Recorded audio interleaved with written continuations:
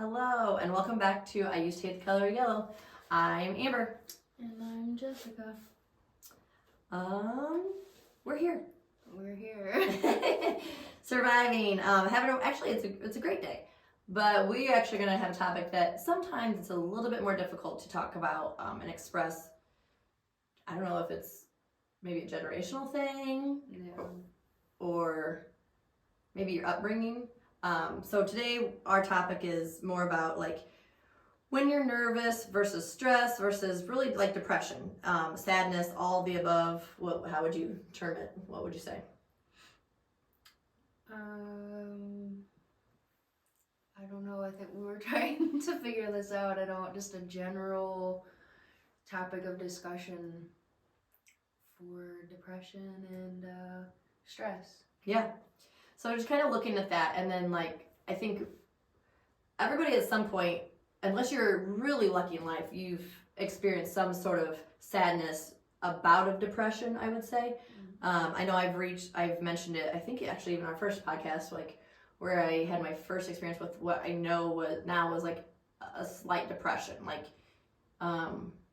when I was with work and I did not like my job up in the suburbs, and I was just like wanting to go to bed all the time and just not myself. So I knew something was not right, but that was not a big one. So I don't know, I guess today talking about how do you know when is the time you need to ask for help and how to get the help or whatever it may be. So how do we know whether it's just stress or feeling overwhelmed? And then within the depression, is it like a depression? Is it clinical? Is it situational or seasonal? Is it just sometimes we're just lazy? Like I feel like, no offense to your generation, I'm gonna like the younger ones. Oh my gosh, the binge watching Netflix blows my mind. But then I also look back in college. I'm like, okay, I'm sure we just sat there and like watched soap operas for like 4 hours, like with, like the housewives back in the day, like the moms that stayed home and stuff. And maybe it's because I'm a mom and I just don't have time to binge watch anything. I'm like, yeah, who has time to do that? I don't know. So is it which one is it? So I don't know, where do we want to start? I don't know, I feel like just like off of that, like when I'm busy and I have things to do like job and well basically job is what I do, not as work or visit family, but I don't have time for stuff like that.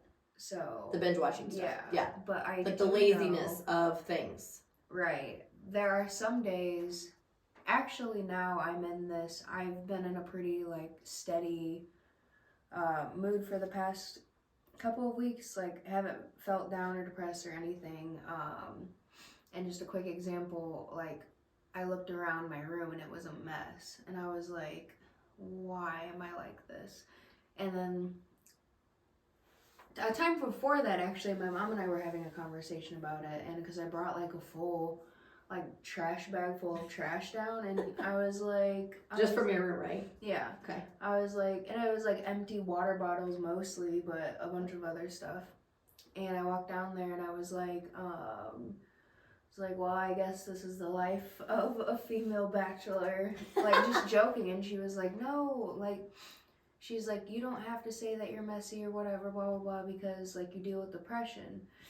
Though that is true, I hate when people like say, oh, it's because I'm depressed, and like that's your excuse every time. Mm-hmm. In that instance, yes, I deal with depression, but in that instance, I was lazy and didn't feel like doing it, and I was like, nah, it'll be fine. Yeah. And so you didn't use it as like an out, as an excuse. Yeah, and I could have, because she was like, she gave it to me, and I was right. like, no, this is because I've been nasty for the past like 3 weeks. Well, okay, so coming from the teacher perspective, and I've taught junior high and high school, and there are kids that, and adults and everybody, that use that as like their excuse for things. Mm-hmm. Of like, oh, well, I suffer from this, and therefore I can't do X, Y, Z. And yes, that is true. I mean, at times. But like you said, you need to be aware of like, okay, no, I was just being lazy. Like, I could have done that. But I feel like there's also times when people are so depressed that they really can't. Like, oh, yeah. There's definitely been times where I wouldn't leave my room for like days, actual days. Mm-hmm. Like, I remember going like 24 hours. I was just in my bed, like just in my bed, just not doing anything, looking at my phone. If I wasn't looking at my phone, I was just laying in my bed. And my friends who I was living with at the time had to check on me because they just didn't know.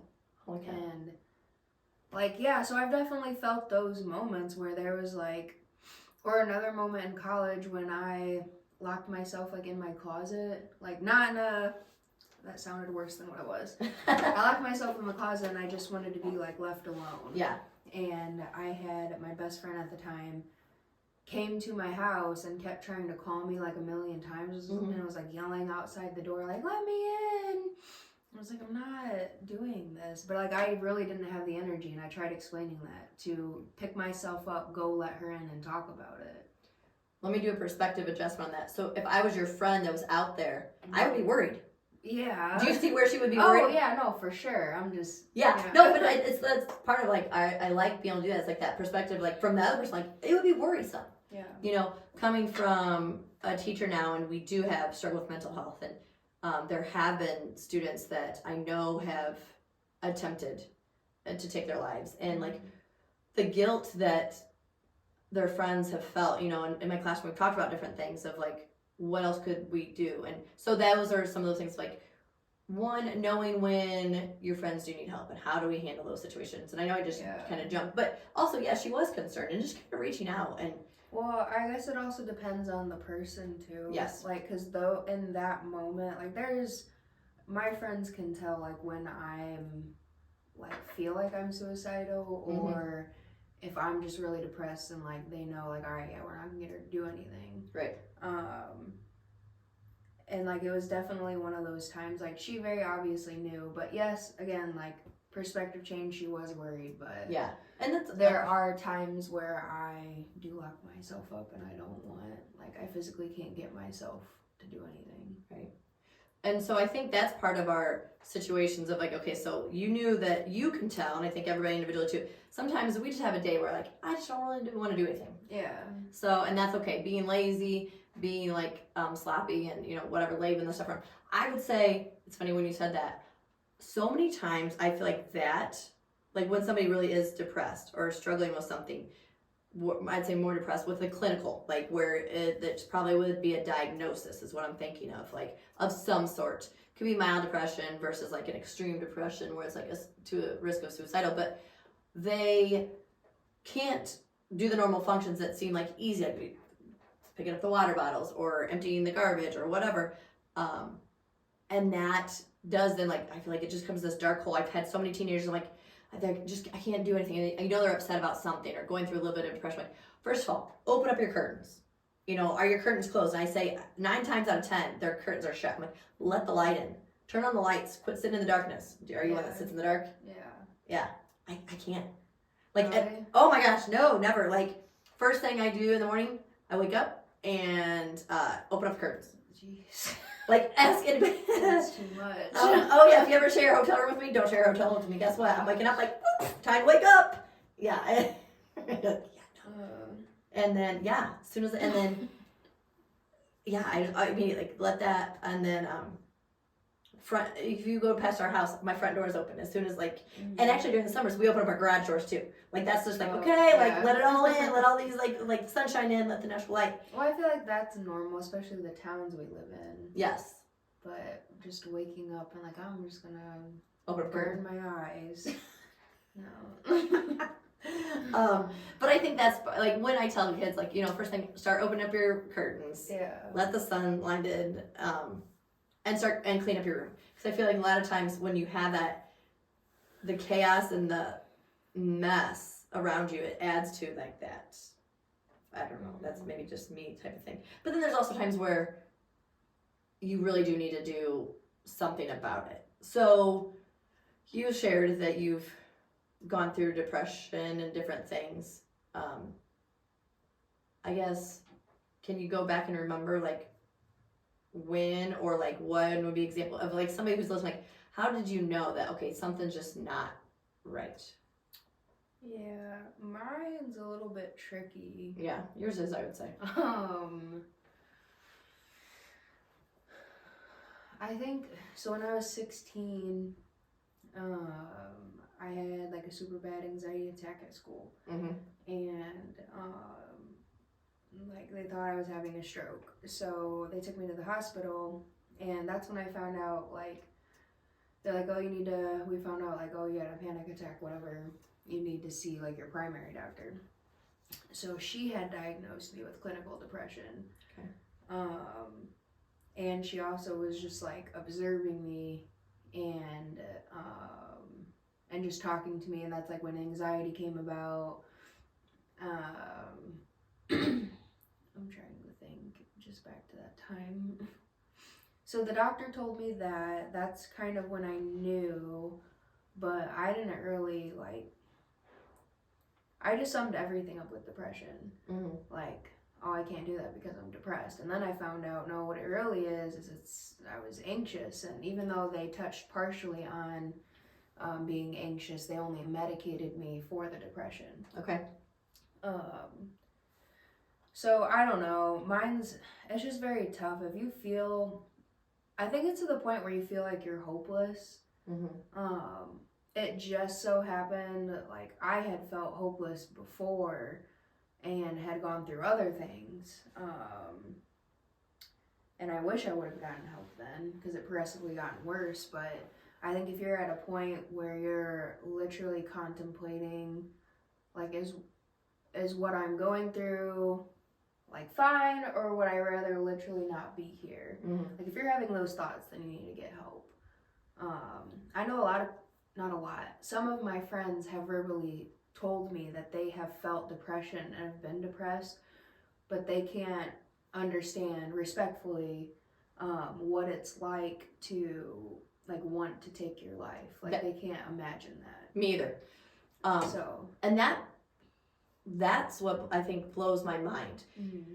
Because, and again, there's so many reasons why, but I can look, like, I said I was kind of went through a depression in a way up north when I was up with the job, and then I now look back and I realize that I did suffer, probably, I guess I was never diagnosed, but some sort of postpartum depression when I first had Dylan, because I couldn't really explain it. I mean, I was a new mom.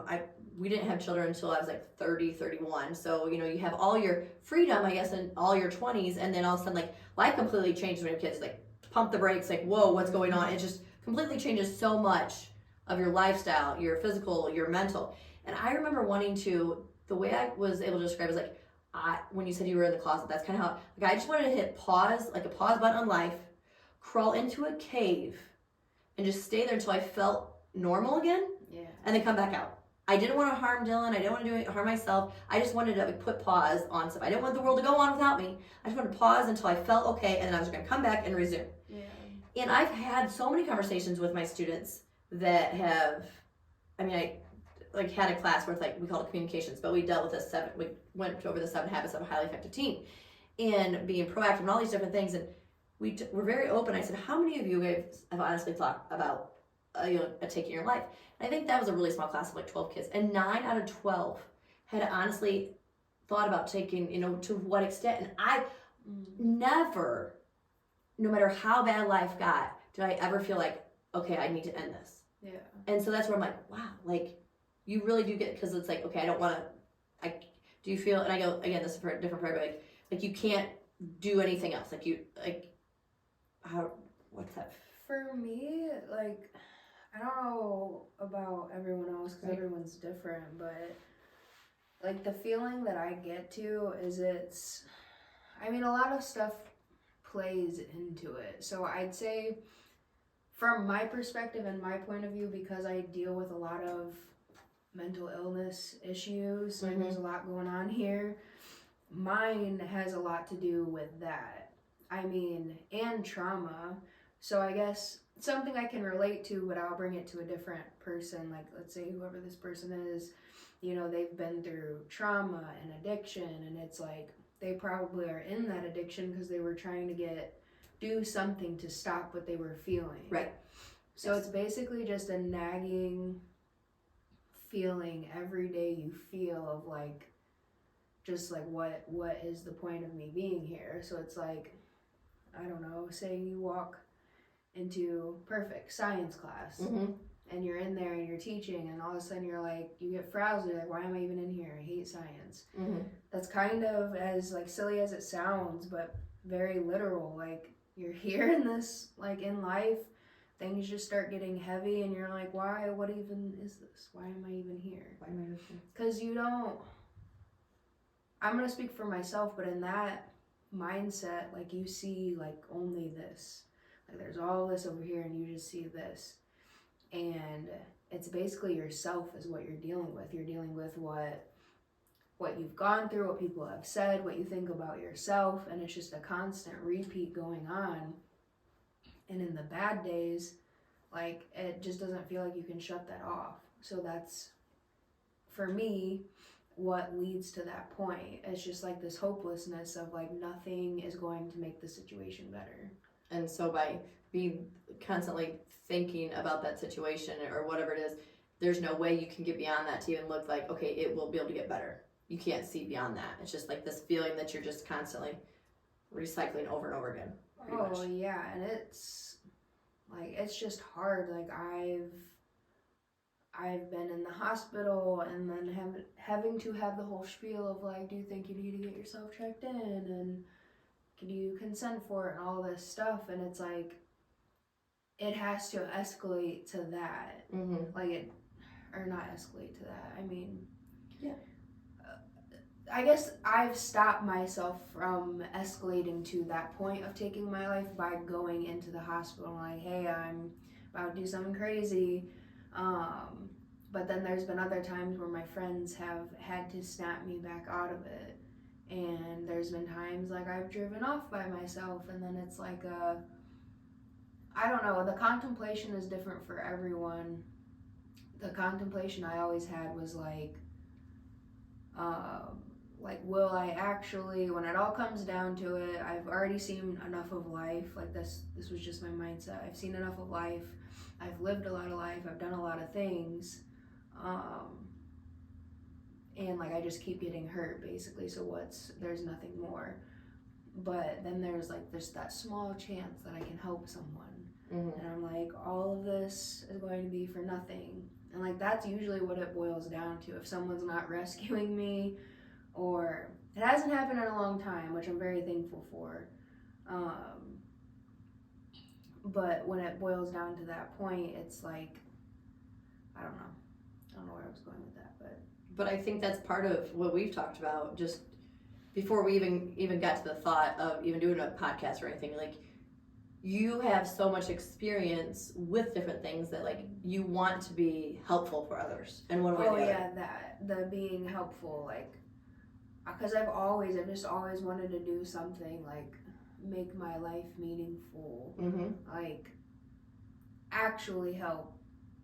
Like, I don't know, not like, I just want to help people so they don't have to feel what I had to feel. And then I think to myself, like, if I'm never going to help anyone if this is just it. So there's been times like I've thought like that and gotten myself out of those situations. But the general consensus of it is it's very hard to get out of that mindset, and unless someone's actually physically gripping you and getting you out of it, or I don't know. It's just hard. Yeah. Well, and so I talked about Dylan, like with my postpartum a little bit with him. There's also times where I knew, you also have to, I think, need to know yourself too. There was times where Delaney was young, but I just didn't feel right. And I remember telling Doug, like, something is wrong. Like, I don't feel like myself. And I was like, it was almost like a paranoia that came over me. I remember anytime we were driving, I was literally like waiting for the car that was coming like towards me to cross over. Like, I was just so worried that they were going to hit me. I remember driving on the interstate, and every car that was on, afraid they were going to come across the median and hit me. Stayed at the hotel. Literally, who looks at the back of the door to see where the emergency exits are? Me. I did that night. I mean, I travel all the time. I did that, and I also kept my shoes by my bed. Mm-hmm. And I'm like, what is going on? And so, like, something is going on. Like, what is happening? So then I just happened to be having a conversation, and one of my friends was like, have you checked your thyroid? I'm like, no, why? And she's like, well, because sometimes that can lead to anxiousness. Mm-hmm. I'm like, really? Yeah. So lo and behold, yes, it was after Delaney's probably like 8 months, and like my thyroid had been messed up. since then. So I'm like, Yeah. but here's the thing is the doctor that I had at the time, I remember calling them and like, hey, like my OB, whoever it was, and I said, I'm not feeling very well. Like I just feel anxious. Something's not right. And they're like, okay, well, we can go ahead and prescribe you something without even seeing me. Yeah, that's. And I'm like, no. Yeah. And I'm like, my daughter's 8 months old. Like Yeah. I haven't experienced, and I know that, but I'm like, that did not sit well with me. That's where I'm like, what? You don't even know. Like Right. that would be my, because I'm like, no, I don't want to do that. And so I just researched and I looked into it, went to my primary doctor, had them do some tests, and then thank goodness, like I think that's part of it is like talking and knowing yourself and being an advocate. I think this is going to be a big one no matter what we're talking about. If you go to a doctor or of any sort, be an advocate for yourself because you have those gut instincts, and yes, they are the doctors and they are the professionals and they are the experts, but ask questions and try to understand. And then if you don't get the answer that you understand, keep asking questions or whatever. But I think that was one of the things, like, no, I don't like that. Like I don't, so it's this situational sometimes where I experienced that, but it was like because of my thyroid or weather, winter. I mean, in central Illinois, the winters are horrible. And so I feel like everybody goes through this little phase of like seasonal depression, and that's just the lack of motivation, I think, versus more of the depression. That's like kind of what we're talking about, like that laziness, and then compared to like when you had an actual depression. I don't know. I'm glad that people are able to talk about it more. Yeah. That's what I think is something that's really been helpful, is before so many people would ignore it or hide it, and it caused more problems than if they're willing to talk about it. Would you agree? Or what do you think? Repeat that last part again. Like, you think helping and talking about it is, you think that's beneficial? Like, do you think there's been a change maybe? I know you're younger, but like... Oh, yeah, I think, well, even just the dynamic of hearing my mom talk about it, like, yes, I wish I would have gotten help. I wish my parents would have stepped up and I talked about that. But also, I'm very well aware of what mental illness and mental health was viewed when she was younger. Mm-hmm. So it's not like, I hate, like, my parents didn't, like, I get it, like, they did the best that they could. They didn't know what to do because they didn't understand it.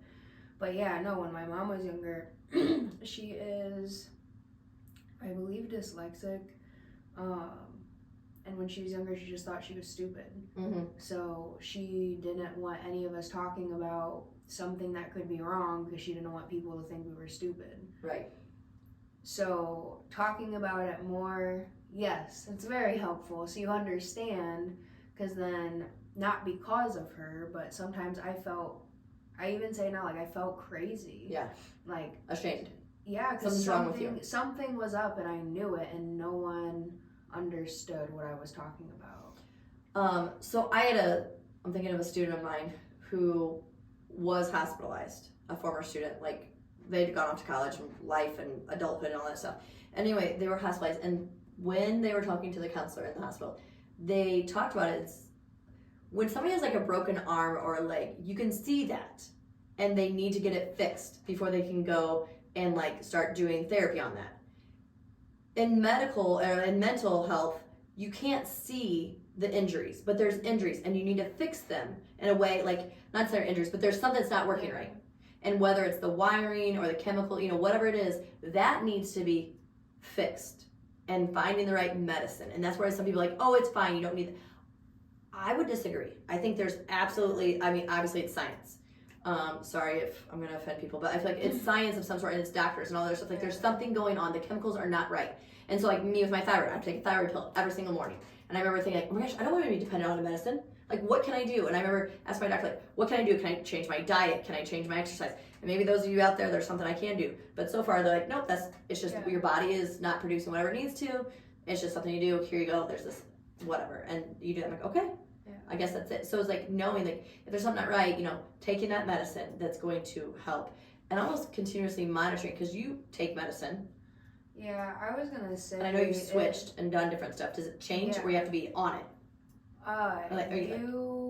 Like on top of the medicine, I guess is what I'm thinking. Like, Well, okay, so as far as medicine goes, like there are days that I miss. Like today I didn't because I was busy and I just didn't think of it. right, and I did, before we started hitting record, pulled out the mom card. I'm like, are you supposed to be skipping your medicine? Like, what's going on with you? Like, I was like, are you all right? Don't be doing this stuff. Like, it's bad, right? Like, Yeah. Which I'm alright. The only thing is like, especially because it's a bipolar medicine,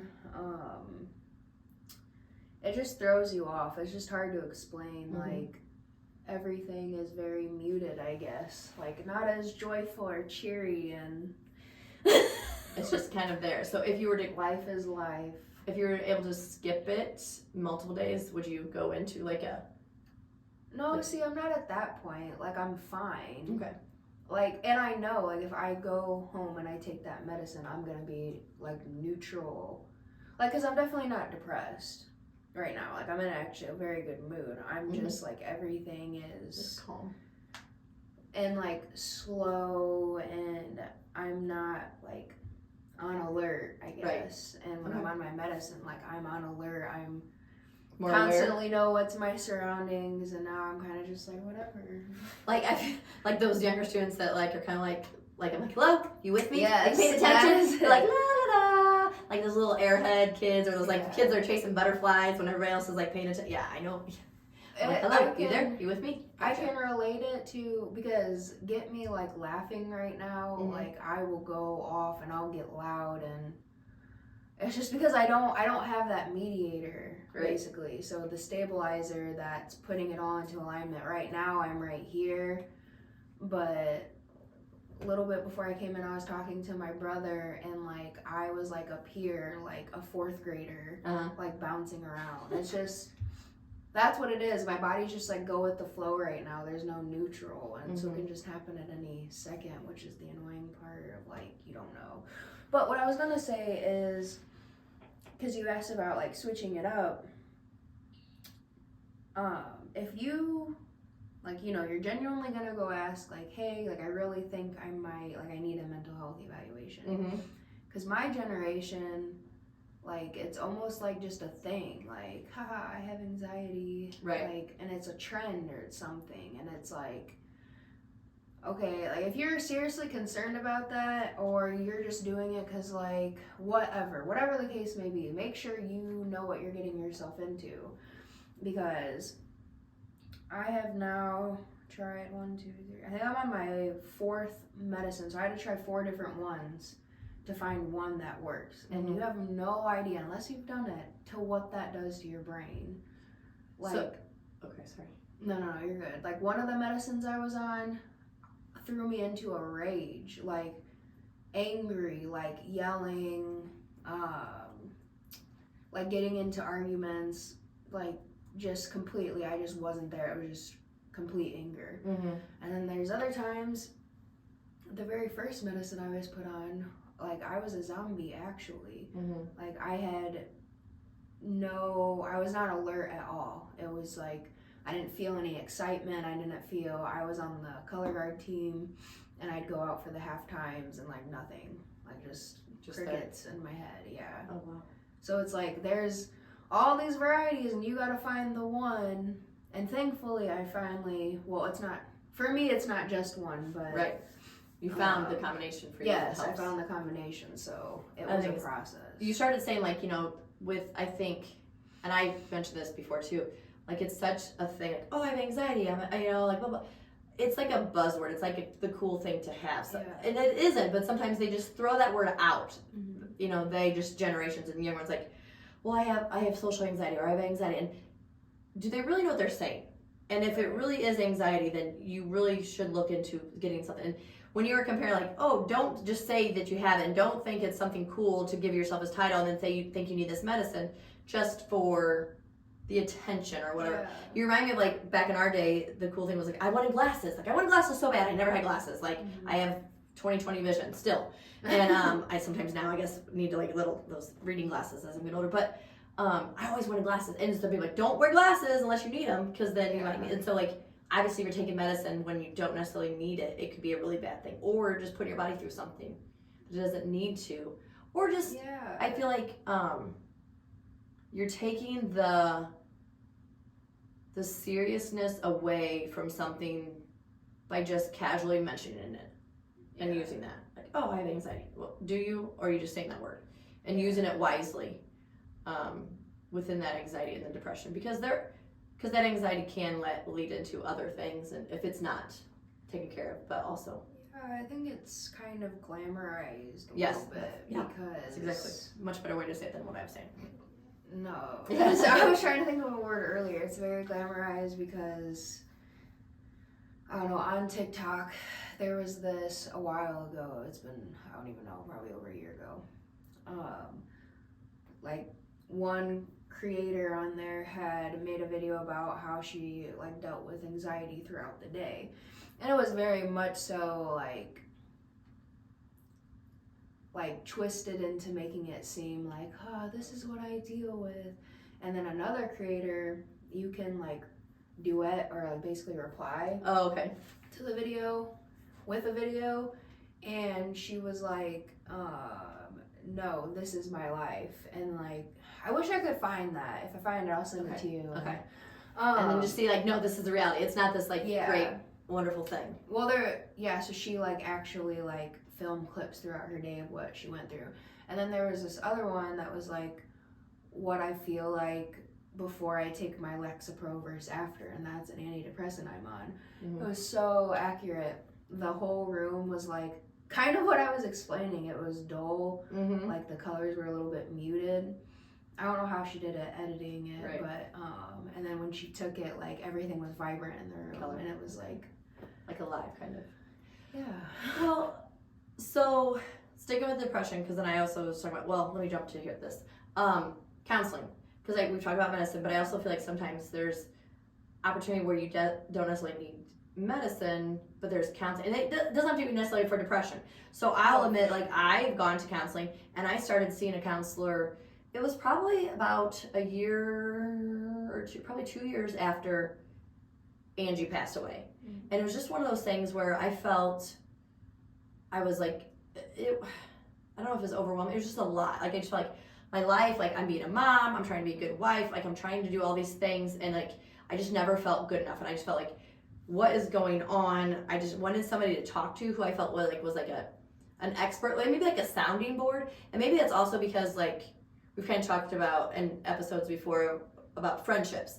And like, I don't want to be a burden, because as you get older, when you do talk to your friends, you don't want to be like that, oh, what was me? When you do get to talk to your friends, obviously you have friends that you can do that with, but like, anyway, so I wanted to go see and so seeing a counselor for many years has helped me just like understand myself better, understand the way I handle things, and I think about things. It's been very self-reflective for me and extremely helpful for me on how I handle different situations. So that's something that I will tell my students, like, go see somebody, go talk to somebody.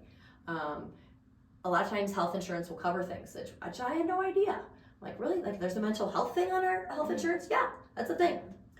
So, or even like, I know, especially around here, there's free places. Yes. That you can go into. They can go into and see different things. I think that's huge.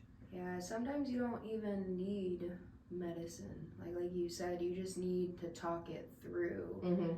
Because it could even be I'm not diminishing anyone's depression. Like, if you have seasonal depression, it's still depression. Right.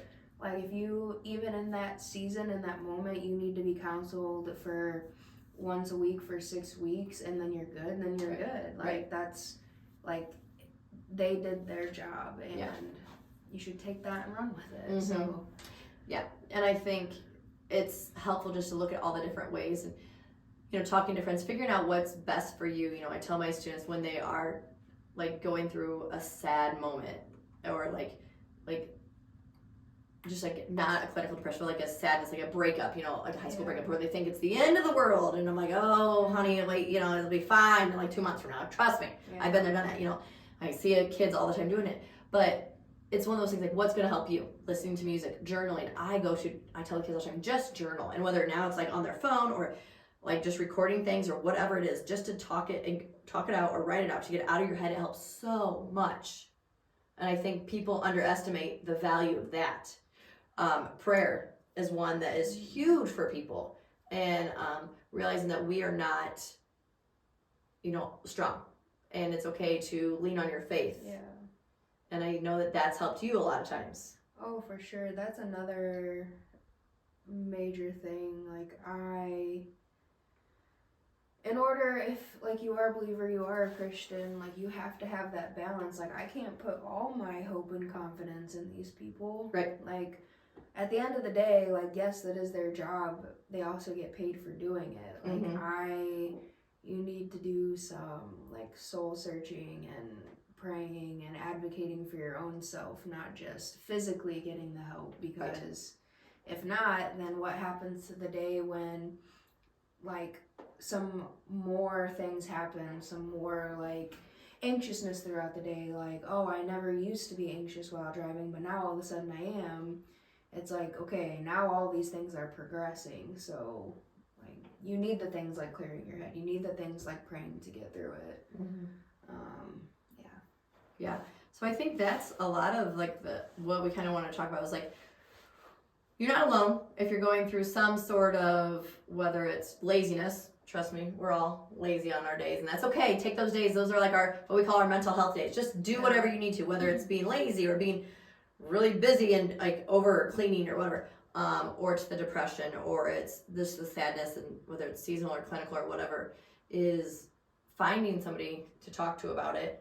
Figure out what needs to be done to help. And I think there's always ways to go about that, and don't be ashamed. Oh yeah, do not be ashamed. It's nothing to, it's no one's fault. It just happens, and that's okay. Yeah. And you can get through it. It does get better. Would you agree? Yeah. Beyond yes. that, yeah. No, it does. Yeah. It does. It's just, I think you also just learn how to cope, but in good ways. Yeah. So That's about life. Yeah, just figuring it out. Mm-hmm. But yeah, you definitely don't have to be stuck in that pit forever, like you were describing earlier, because that's very true. Like, there's a difference between being like stuck in the pit or having a bad day or two. Right. But yeah, just get out of that pit and.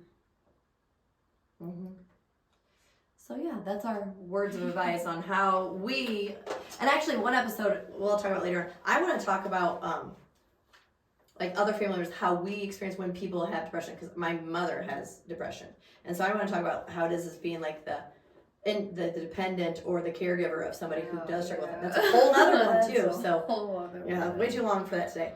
But we're gonna lead into a question because that's how we end our episodes. Do you have a question? Does that mean I have to pick one? Yep, pick a question. Any question. Alright.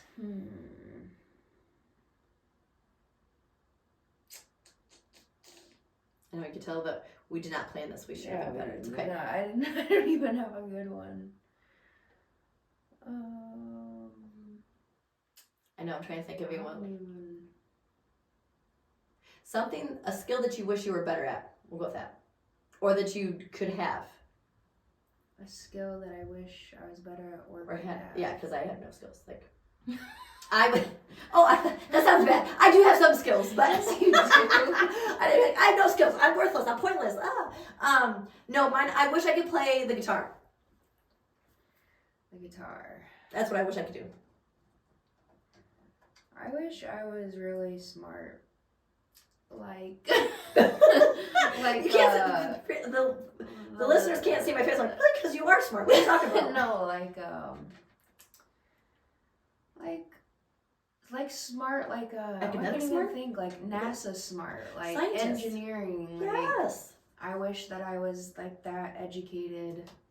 Doug and I were just talking about that today. Like on the news, they were talking about how like people are creating like fusion energy or something like that, and like who comes up with that stuff? Yeah, exactly. How are you that smart to figure that stuff out? Like, let everyone say what they want about Elon Musk. I don't have an opinion. Like, I don't have whatever. But one thing is that man is like very intelligent, and that blows my mind. Like how is people that smart?